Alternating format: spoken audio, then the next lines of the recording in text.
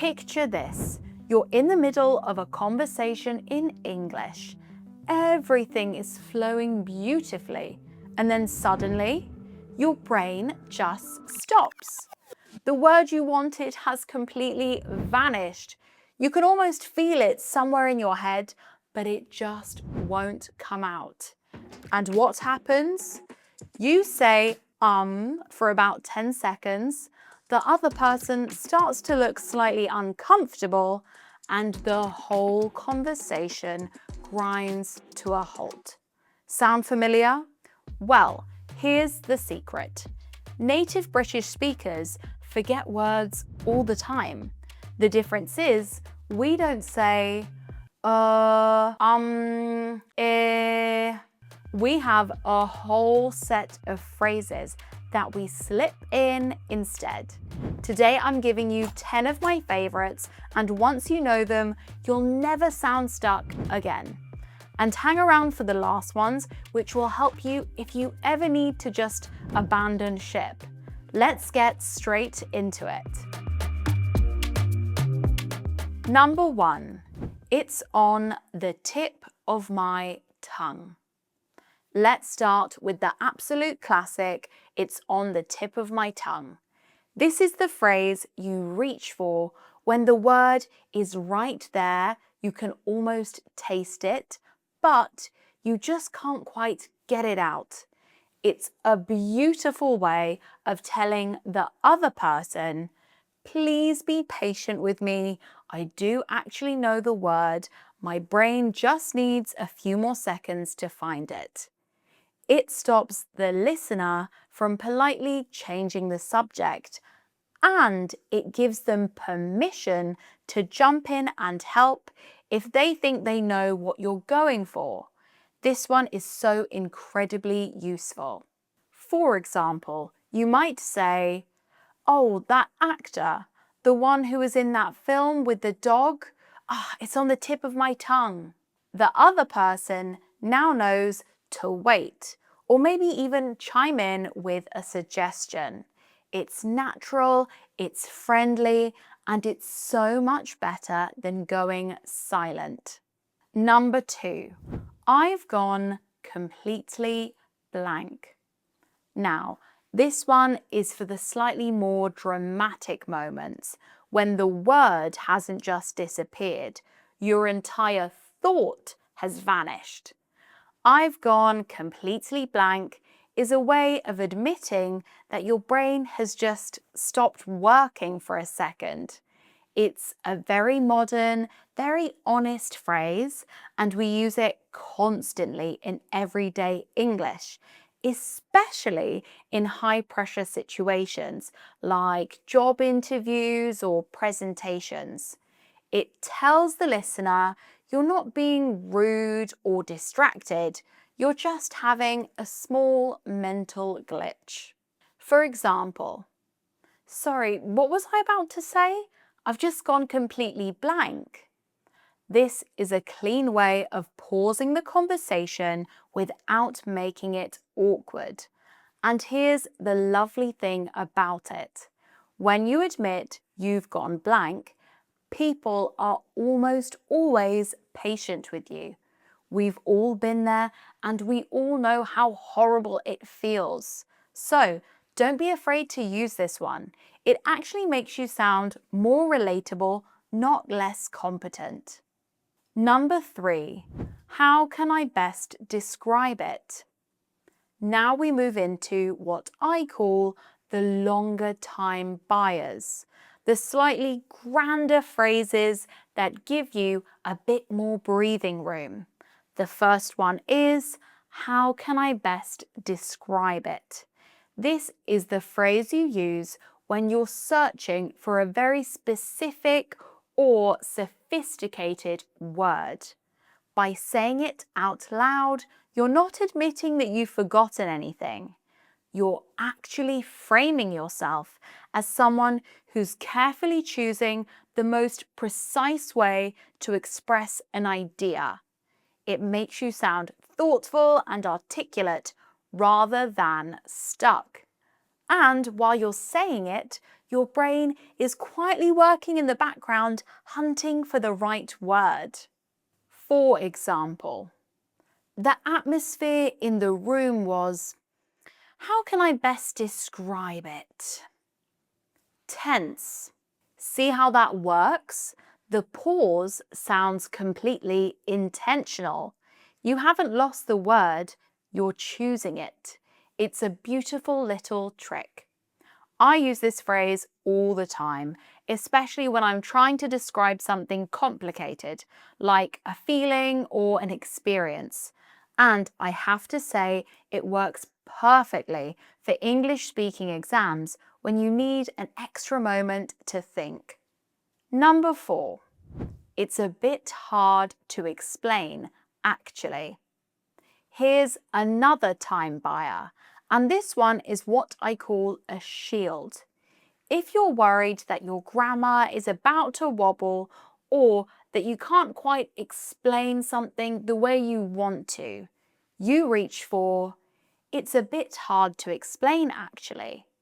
This phrase tells the listener, be patient with me, this isn't simple. And here's the real magic. Even native speakers say this all the time. Some ideas are just really hard to put into words in any language. So, using this phrase doesn't make you sound like a learner, it makes you sound human. For example, how was the work party? Oh, it's a bit hard to explain actually. Everyone was a bit on edge. You've just bought yourself plenty of time, and you've also made yourself sound deeply reflective. They won't be thinking, this person is struggling. They'll be thinking, this person has something complex to share. Number 5, does that make sense? Right, now we're going to move into the phrases that make the other person start talking, so you have a little time to think. The first one is, does that make sense? This is a very, very British classic. You use it after you've explained something a bit complicated and you want a moment to check that the listener understands you. The clever bit is that while they're nodding or saying yes or I think so, you're quietly using that pause to gather your next thought. It's a beautifully polite way to take a breath without feeling like you've stopped the conversation. For example, so basically, I need to first send the presentation, then make comments on it. Does that make sense? The listener responds, you have a tiny breather, and now you're ready to keep going. Number 6, do you know what I mean? This is the casual cousin of does that make sense? And you'll hear it absolutely everywhere in modern British English, especially in informal conversations. We use, do you know what I mean? Or sometimes even the shorter version, do you know what I mean? To check that the listener is on the same page as us. For example, I don't really want to go out tonight. I'm just exhausted. Do you know what I mean? You're not really asking. You're inviting agreement and giving yourself a small pause. The other person will usually just nod and say, yeah, totally, and the conversation flows on naturally. It's a very modern, very natural sounding phrase. And once you start listening for it, you'll hear it absolutely everywhere in British speech.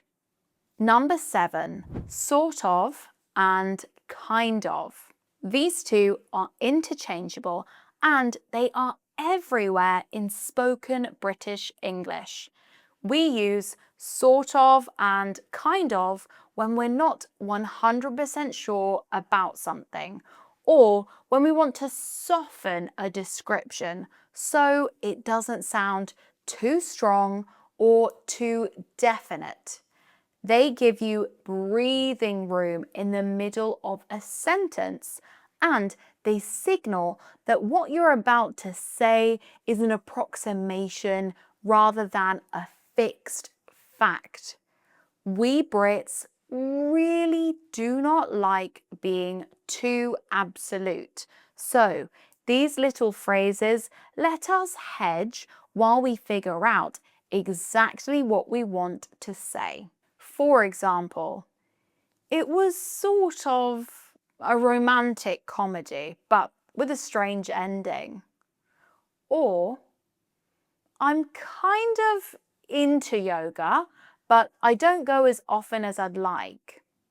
See how these little phrases soften the whole sentence and give you the space to find your next word. Try slotting them in. You'll be amazed how much more natural you sound straight away. Number 8. What I'm trying to say is. This phrase is a brilliant recovery move. If you feel like you've explained something badly or the other person looks a bit confused, you say, "What I'm trying to say is," and then you have a second chance to make your point in a simpler way. It's incredibly useful because it gives you permission to start the explanation again without sounding like you've made a mistake. You're not correcting yourself, you're just clarifying. And in those few seconds while you say the phrase, your brain has time to find a clearer, simpler version of what you wanted to say. For example, I love my flatmate, but she leaves the kitchen in a mess every morning and I have to clean it up, and what I'm trying to say is, I'm a bit fed up with her. This phrase resets the sentence and lets you land on a clean, clear summary. Even native speakers do this all the time, especially when we've talked ourselves into a knot. It's one of the most useful phrases you can have in your back pocket. Number 9, to make a long story short. Now we move into the social finishers, the phrases that help you gracefully close down a sentence, especially if you've been talking for a bit too long. The first one is to make a long story short. This is the verbal equivalent of skipping to the end. We use it when we realize we've been going on a bit, or when we don't want to bore the other person with every single detail. It signals to the listener that we're about to give them the punchline, which is exactly what they were waiting for anyway. And it gives you a moment to actually decide what your punchline is going to be. For example, so I went to the shop and they didn't have what I wanted. And then I went to another shop and they didn't have it either. Well, to make a long story short, I ended up coming home empty-handed. It's a graceful way of saying, let me wrap this up without admitting you've been waffling on.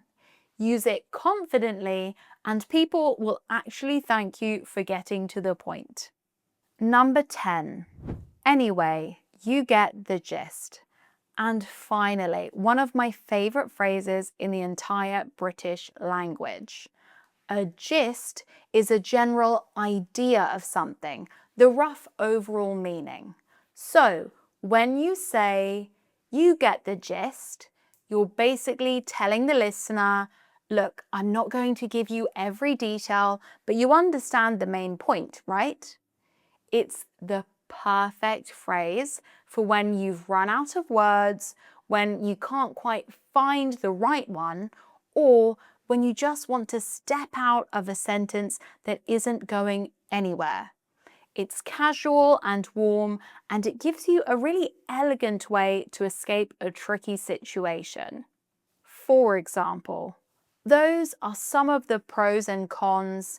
I have more, but you get the gist. We Brits absolutely love this phrase because it saves us from over-explaining, which we secretly hate doing. This way, the other person nods, smiles, and the conversation moves on. It's beautifully efficient. There you have it, a load of phrases to buy yourself more time or to hand back the conversation if you've got yourself into a bit of a muddle. I would love if you could take a moment to follow the channel, as it really helps me create more content like this for you. And don't forget to sign up to my free newsletter. The link is in the description. If you enjoyed this video, please give it a like, and I'll see you next time.